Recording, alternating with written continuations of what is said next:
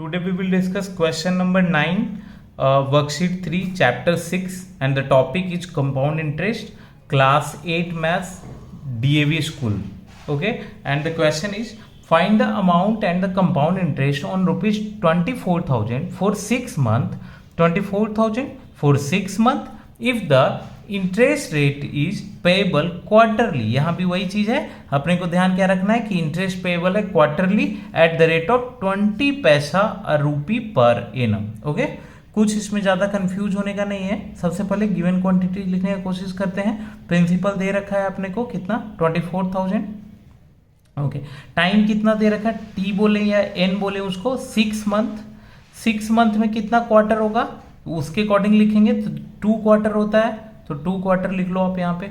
Okay, और फिर rate क्या है, 20 पैसा पर एनम, 20 पैसा रुपी पर एनम, है ना। इसका मतलब क्या है कि 20% पर एनम, इसको मैं लिख लूंगा पर एनम है, ये पर एनम लिख देता हूँ यहाँ पे। और यहाँ पे इसको क्वार्टरली करेंगे तो क्या हो जाएगा, डिवाइडेड बाय 4 हो जाएगा, क्योंकि एक एनम में एक साल में 4 क्वार्टर होता है। ठीक है, तो यहाँ पे हो जाएगा 5% पर क्वार्टर। इस तरह आप लिख सकते हो। ये ऐसे लिखना बहुत जरूरी है स्टार्टिंग में, इससे टीचर्स आपका समझ जाएंगे टीचर कि आप क्वेश्चन को अच्छे से जानते हो, अच्छे से बनाना आता है, और इवन आपका भी बहुत ही क्लियरली क्वेश्चन बन जाएगा फिर। तो अमाउंट अपने को निकालना है, क्या निकालना है अपने को, amount and compound interest both. तो amount is what and compound interest is what. तो अमाउंट का फॉर्मूला क्या होता है कंपाउंड इंटरेस्ट के केस में, P into 1 plus R by 100 to the power n या T बोल लो। ठीक है, तो P कितना है 24,000, 1 प्लस R कितना है 5/100 टू द पावर 2।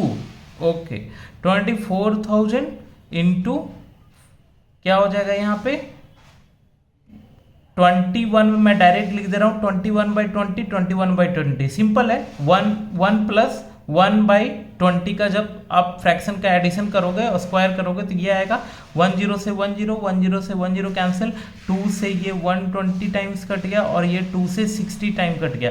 क्या बचा अपने को, 20 इंटू 21 क्या होता है 441 और इंटू 60। जब 441 को आप मल्टीप्लाई करोगे 6 से, कर ही लेते हैं यहाँ पे 6 4 जा 24, 4 2 6 4 जा 24 26, तो क्या आया 2646 और एक जीरो पहले का था ये, तो अमाउंट का वैल्यू आया 26,460। यानी वो जो 24,000 रुपया लिया था उसको पे करना पड़ेगा अब 2 क्वार्टर के बाद 26,460। ओके, तो कंपाउंड इंटरेस्ट क्या हो गया, तो अमाउंट क्या होता है प्रिंसिपल प्लस कंपाउंड इंटरेस्ट। अब अमाउंट का वैल्यू क्या है 26,460, प्रिंसिपल भी पता है 24,000 और प्लस कंपाउंड इंटरेस्ट। अब यहाँ से कंपाउंड इंटरेस्ट सिंपली ट्रांसपोजिशन से निकाल लो, तो 26,460 माइनस 24,000, यहाँ पे क्या आ जाएगा 2,460 and this is the compound interest.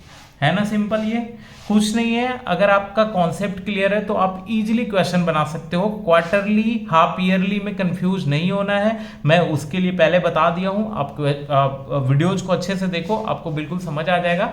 और कुछ भी डाउट है फिर तो आप कमेंट करो, मैं डाउट को क्लियर करूंगा। कोई स्पेसिफिक टॉपिक पे वीडियो बनाना है तो वो भी आप बता सकते हो। कोई क्वेश्चन है वो भी मुझे बता सकते हो, मैं उसको सॉल्व करूंगा और आपको शेयर करूंगा। Thank you so much for watching this video. आप चैनल को सब्सक्राइब करिए, फ्रेंड्स को भी शेयर करिए। Thank you.